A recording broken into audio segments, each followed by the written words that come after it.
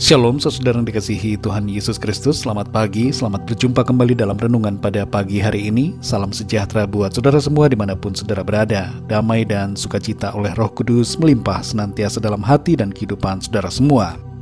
Sebelum kita mendengarkan renungan firman Tuhan, mari sama-sama kita berdoa. Bapa kami yang di sorga, Bapa dalam nama Tuhan Yesus Kristus, kami mengucap syukur untuk berkat kemurahan-Mu, penyertaan dan perlindungan Tuhan di sepanjang malam hingga pagi hari ini. Kembali kami ada saat ini, itu semua karena kemurahan-Mu, karena anugerah-Mu ya Tuhan, bukan karena kekuatan dan kehebatan kami. Pada saat ini kami mau mendengarkan sabda firman-Mu. Berikan kami pengertian, pemahaman yang daripada-Mu, supaya kami dapat mengerti akan kehendak-Mu. Dalam nama Tuhan Yesus kami berdoa. Haleluya, amin. Saudara yang dikasihi Tuhan, nats Alkitab kita pada saat ini terdapat dalam Kitab Ulangan pasal yang ke-7. Saudara dapat membacanya secara pribadi kemudian melanjutkan renungan ini. Saya akan membacakan Ulangan 7 ayat 12 sampai 15. Tertulis demikian. Dan akan terjadi karena kamu mendengarkan peraturan-peraturan itu serta melakukannya dengan setia, maka terhadap engkau Tuhan Allahmu akan memegang perjanjian dan kasih setianya yang diikrarkannya dengan sumpah kepada nenek moyangmu. Ia akan mengasihi engkau, memberkati engkau dan membuat engkau banyak.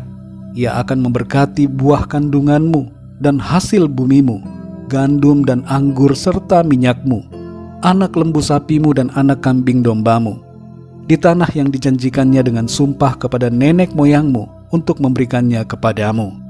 Engkau akan diberkati lebih daripada segala bangsa. Tidak akan ada laki-laki atau perempuan yang mandul di antaramu, ataupun di antara hewanmu. Tuhan akan menjauhkan segala penyakit daripadamu, dan tidak ada satu dari wabah celaka yang kau kenal di Mesir itu akan ditimpakannya kepadamu.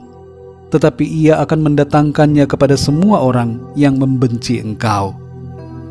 Saudara yang dikasihi Tuhan, ada satu pertanyaan yang sering kali muncul sehubungan dengan tindakan Tuhan atas kefasikan dan ketidakbenaran. Pertanyaan itu adalah, mengapa Tuhan tidak menghukum orang-orang yang berbuat dosa? Dan berkaitan dengan pertanyaan ini, muncul pertanyaan berikutnya, mengapa Tuhan tidak membela orang-orang benar? Kalau kita membaca ayat-ayat firman Tuhan yang tertulis dalam Mazmur dan Amsal, kita akan mendapatkan kesimpulan bahwa orang yang benar selalu dibela Tuhan. Tapi kemudian ketika kita membaca kitab Ayub, ternyata orang yang benar bisa juga mengalami penderitaan. Lalu bila kita membaca kitab Pengkhotbah, kita akan menemukan kesan bahwa ada banyak hal yang berkebalikan dalam kehidupan ini.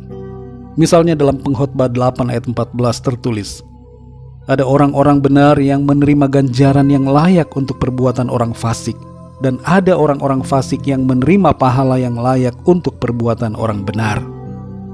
Saudara yang dikasihi Tuhan, terhadap keadaan dan hal-hal yang membingungkan seperti ini, bagaimana seharusnya respon kita? Kita perlu memahaminya dari sudut pandang yang benar, agar kita melakukan tindakan yang sesuai dengan kehendak Tuhan. Satu hal yang pasti saudara, Tuhan selalu mengasihi dan membela orang-orang yang percaya dan berharap kepadanya serta hidup dalam kebenaran. Dalam Ulangan pasal 7 ini kita akan menemukan beberapa hal yang perlu kita pahami. Yang pertama adalah, setialah selalu kepada Tuhan, apapun keadaan yang terjadi. Di ayat yang ke-12 ada kalimat, melakukannya dengan setia. Hal ini menunjukkan bahwa kita perlu secara konstan, terus-menerus mempercayai dan mentaati segenap perintah Tuhan. Sekalipun situasi kita mungkin nampak kurang begitu baik dibandingkan dengan orang lain yang kelihatannya hidupnya beruntung dan sejahtera secara lahiriah, meskipun mereka tidak taat pada Tuhan, tetaplah konsisten saudara dalam mengasihi Tuhan. Kesetiaan adalah hal yang paling penting dalam perjalanan iman kita. Apapun cobaan dan tantangan, godaan dan masalah yang mendatangi atau menghalangi jalan kita, pikiran kita tidak boleh teralihkan dan tidak boleh berputar balik dari Tuhan. Di dunia ini dosa akan selalu ada, dan orang-orang yang melakukannya kelihatannya mungkin tidak mengalami hukuman Tuhan secara langsung.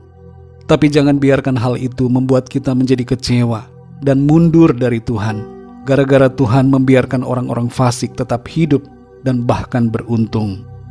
Amsal 23 ayat 17 berkata, "Janganlah hatimu iri kepada orang-orang yang berdosa, tetapi takutlah akan Tuhan senantiasa." Dasar dari kesetiaan kita kepada Tuhan adalah kasih kita kepada Tuhan. Dia sudah mengasihi kita, maka mari kita mengasihi Dia dan terus mengasihinya sepanjang umur hidup kita. Yang kedua, saudara, selalu ada berkat Tuhan yang tersedia bagi orang yang setia. Bagaimanapun juga, Tuhan tidak akan membiarkan begitu saja kesetiaan kita, tapi Tuhan akan mengganjarnya dengan berkat dan perlindungan dalam kehidupan kita di bumi ini hingga sampai pada kekekalan. Rancangan Tuhan bagi kita adalah rancangan kebaikan.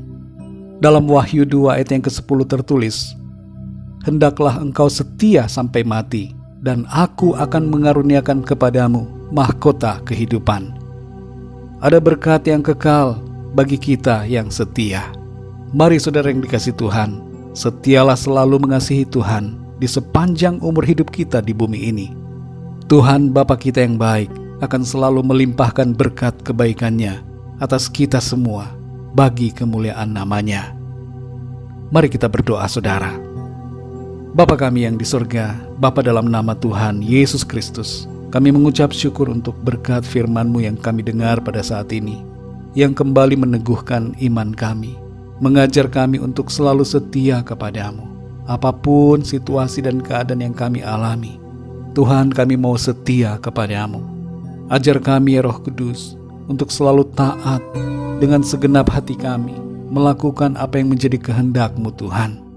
Meskipun ada pergumulan, ada persoalan, ada tantangan yang harus kami hadapi, kami mau setia kepadamu, setia mengasihi Engkau, setia melakukan kehendak-Mu, setia dan sabar dalam menanggung segala perkara.